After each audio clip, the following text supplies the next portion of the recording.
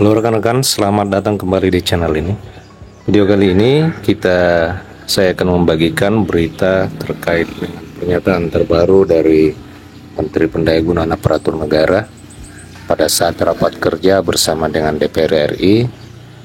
Beliau membocorkan 3 langkah utama yang direncanakan akan dilakukan oleh pemerintah dalam rangka penataan dan penyelesaian persoalan tenaga honorer.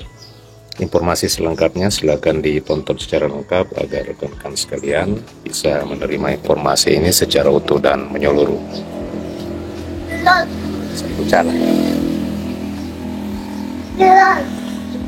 Rekan-rekan sekalian, Menteri Pendayagunaan Aparatur Negara dan Reformasi Birokrasi Abdullah Azwar Anas menyebutkan saat ini pihaknya telah menyiapkan 3 langkah untuk menyelamatkan nasib tenaga honorer. Hal tersebut disampaikan saat rapat dengan Komisi 2 DPR RI membahas peraturan pelaksana turunan dari Undang-Undang Nomor 20 Tahun 2023 tentang Aparatur Sipil Negara. Ia menyebutkan bahwa langkah pertama itu dilakukan melalui keputusan Menpan RB Nomor 648 Tahun 2023 tentang mekanisme seleksi pegawai pemerintah dengan perjanjian kerja jabatan fungsional. Keputusan itu mengatur tentang kuota 80% formasi seleksi calon ASN khusus untuk jatah tenaga honorer. Aturan itu pun hanya memberikan jatah 20% formasi untuk para lulusan baru. Sementara itu, langkah kedua adalah dengan alih status menjadi P3K paruh waktu.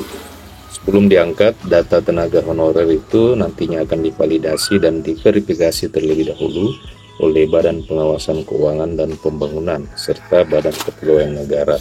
Apabila lolos, maka pegawai honorer itu akan diangkat menjadi P3K paruh waktu. Jadi langkah pertama yakni mekanisme seleksi, kemudian langkah kedua adalah alih status dan diangkat menjadi P3K paruh waktu. Menpan mengatakan bahwa data P3K paruh waktu itu akan dimasukkan ke dalam sistem untuk mengevaluasi kinerja. Sedangkan untuk langkah ketiga adalah masih berhubungan dengan hasil penilaian kinerja P3K paruh waktu tersebut. Apabila dibutuhkan, maka P3K paruh waktu yang kinerjanya bagus itu akan diangkat menjadi P3K penuh waktu.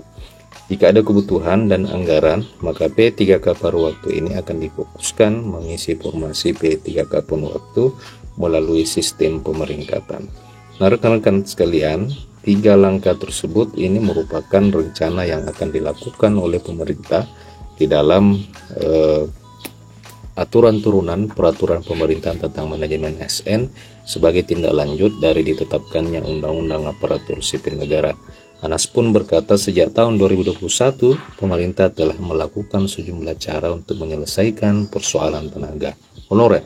Berdasarkan data, sejauh ini terdapat sekitar 2,3 juta tenaga honorer di seluruh Indonesia. Sebagian dari jumlah itu sudah terserat dan diangkat menjadi P3K pada seleksi CSN tahun 2021-22, dan pada tahun 2024 sisa tenaga honorer yang belum terangkat diperkirakan berjumlah 1,6 juta orang. Nasib mereka inilah yang menjadi salah satu fokus pembahasan di dalam rapat Komisi 2 dengan Kementerian Pendayagunaan Aparatur Negara. Mekanisme penyelamatan tenaga honorer tersebut akan diatur lebih lanjut di dalam peraturan pemerintah pelaksana Undang-Undang ASN. Selesai rapat, Menpan juga menyebutkan bahwa langkah-langkah disiapkan oleh pemerintah ini akan masih terus dibahas lebih lanjut bersama dengan Komisi 2. Ia pun menyebutkan bahwa pemerintah tentu memikirkan langkah-langkah tentang penyelamatan nasib tenaga honorer ini. Menurut dia, opsi penyelamatan masih mungkin bertambah. 3 opsi tadi bagian dari proses yang sedang didiskusikan di DPR RI. Nah, rekan-rekan sekalian, demikian 3 rencana kebijakan pemerintah dalam rangka penataan dan penyelesaian persoalan tenaga honorer. Jadi langkah pertama adalah mekanisme seleksi, kemudian yang kedua alih status menjadi P3K paruh waktu, serta yang ketiga adalah pengangkatan menjadi P3K penuh waktu. Bagaimana tanggapan rekan-rekan? Silahkan tuliskan di kolom komentar video ini. Terima kasih telah menyaksikan. Jangan lupa untuk Anda yang baru bergabung di channel ini, silakan tekan tombol subscribe untuk mendapatkan update informasi terbaru seputar tenaga honorer.